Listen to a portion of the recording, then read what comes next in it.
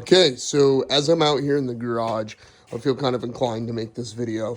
Um, Max Jack is in. It's incredible, life changing, I'm sure, for me. And I'll throw a photo up of it or a link in the comments below or whatever. But I started looking, and a couple months ago, I started obsessing with some toolbox stuff, and kind of by that, I can show you what I mean. I've always wanted a really nice to-go box, so I built one, and it was kind of to mock a Boxo USA box that's, roughly $1,000 toolbox. But I didn't want to spend $1,000, and I had a lot of tools on hand, so I built something that works for me. It's not as nice as the Boxo stuff, right? But it'll do in a pinch. Loads in the back of the truck. I took advantage of a gift card I had for Trace My Space and got the foam. But it's kind of my on-the-go box. Pretty cool. But I did see a Sparco Boxo tool roll that was like 65 pieces or whatnot, that I thought was super cool. And so I was like, man, I would love to have one of those too. But again, it was on Marketplace. It was like $300, and I thought, man, that's absurd for that many pieces, right? And I probably have enough to make something. So this is a start of that kit. It'll probably go into one of these AWP bags, maybe one of these. I don't know. But I'm breaking in like this Husky kit. I've actually bought incomplete, but I broke that kit to build that box. So not super sad about it, whatever. It's actually kind of great. And then a couple months ago, I was at Lowe's, and let me clean this off real quick. And they had a couple different things there that were of interest. A lot of their Cobalt stuff was on clearance, and so I figured if it was on clearance, why not buy it, right? And I've always been obsessed with EVA foam. Now, it's a toolbox I've had since I was probably 19 years old that my dad gave me and my grandfather gave to him, so that's kind of cool. But I bought this EVA foam Cobalt set for like $165, which seemed like a really good deal at the time. I popped some of my ratchets in. They don't really fit. But it came with a bunch of extensions and stuff. A lot of that stuff I already have, but I really liked that. Again, that's a Husky foam organizer I bought for like $20, and I just started throwing my wrenches in it. That's why it's not fully filled out. But here's the Husky set, right? It was on clearance for $160. I like it. It's super cool. But also, here's kind of my whole point of this video.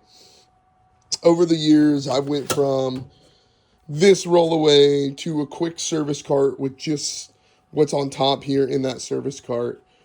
And in reality, one of the biggest things I've run into is I've dreamt of foam organization since the time I laid eyes on my uncle's West Coast Choppers kit. There's more of the Cobalt box with some miscellaneous wrenches. So when West Coast Choppers was a thing, my uncle bought a Jesse James toolbox. I think it was Matco that made those, or Mac. And they were like the Chinese line of Mac tools, but they're really cool. Laser etched black anodized sockets. And I've always wanted foam organization. But my problem with foam is it takes up so much room. Now, this is a big kit. There's a lot of tools in it.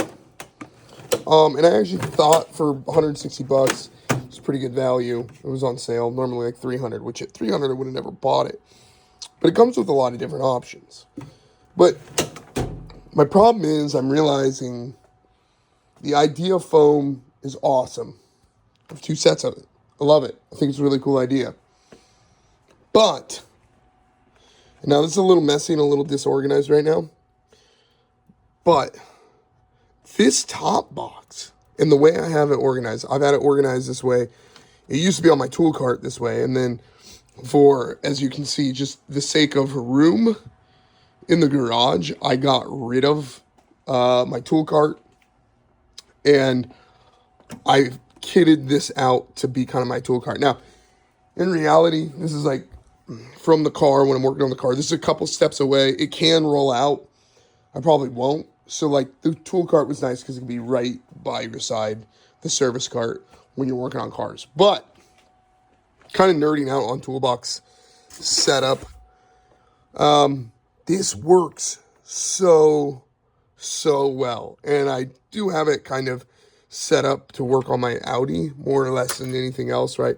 Triple squares over here. This is all gear wrench stuff and these magnetic holders from Lowe's, Cobalt stuff that I did get on sale, actually, like mega clearance sale stuff.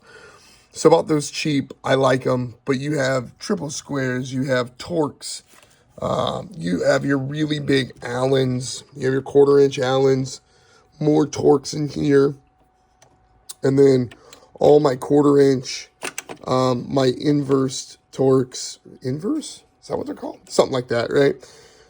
Which rarely use, but sometimes on the Audis you do use them. 1/4-inch, what is this? This is all my 1/4-inch metric, old Craftsman stuff I've had forever.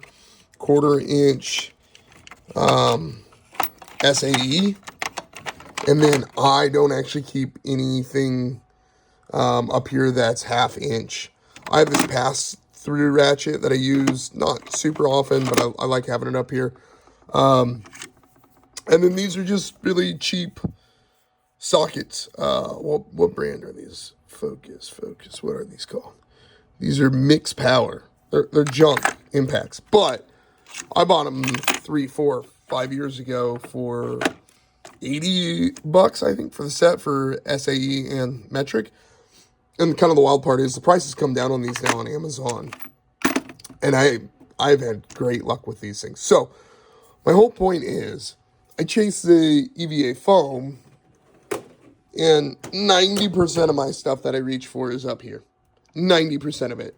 I don't go for the foam stuff.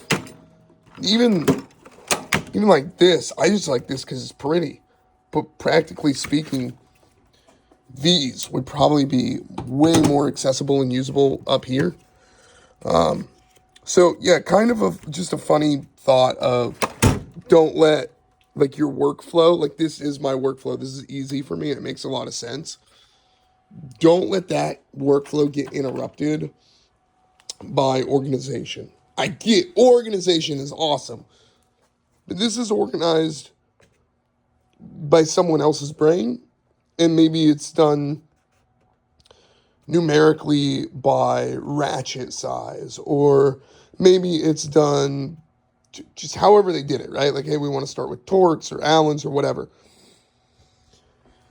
But this was honed over 20 years of working on cars. And I know that sounds funny and kind of stupid because it's really a super simple setup, but it works for me. And there's a flow to this that when I use this, it's easy just to grab stuff, right? I love these socket holders more than I thought I would. I thought these were just kind of crappy plastic ones, and they're actually really expensive. They were like $30 for the set, which I think is absurd. But this level of quick pull and organization, easy to read, easy to put back, is actually less cumbersome than that. There's a lot of friction here. These things stick. I don't actually mind it. Like, it's nice. But what I would say is if I had a top box like this, junk drawer really, something like this in this depth, and it was mounted in the back of a truck or whatever, this might actually work really, really well because I want those tools to stay put in motion when you're driving. I want them to stay organized. In the example of this being in the garage, that's everything I need, mostly. And then all the other stuff, Like my longer Allens and Torx are right here. And then I kind of have a whole myriad of the other random junk pry bars and whatnot on these magnets. Extensions, these shorty ratchets that I don't use a whole lot, but they're nice to have out and available. That really is the best setup for me. Other than like this junk over here, I need to clean this up. But like again, over here, extensions, some specialty stuff, but just quick and easy, right? To know where they are outside of being stuffed in foam. So I guess that's kind of my whole point of this video, is to say like, you can chase that kind of stuff in organization, but it doesn't always work for you. I've had a lot of people, on another note, tell me that pegboards suck. And my pegboard's not set up that great, but I just recently set this up. And the amount of times I've just been able to reach over and grab something off that pegboard wall has been really, really nice. It's not in a drawer, it's out. I can see it. You can visualize the tool where it's at. And a lot of times too, while I'm working, I'll reference a picture in my head of where I last saw that thing.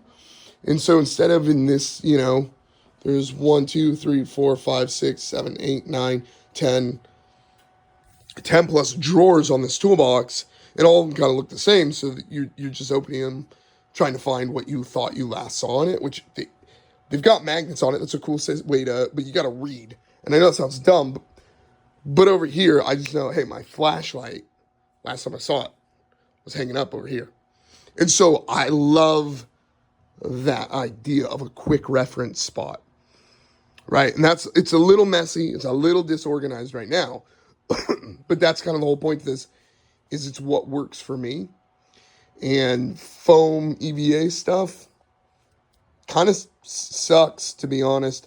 I think it's a really cool idea, and the presentation is second to none. It's actually gorgeous, but I don't know if, pragmatically speaking, this is the best organizational tool. For my on-the-go box, absolutely. I think it's awesome, because you're working on a car at a friend's house or doing whatever, and you want to make a quick account of what you have.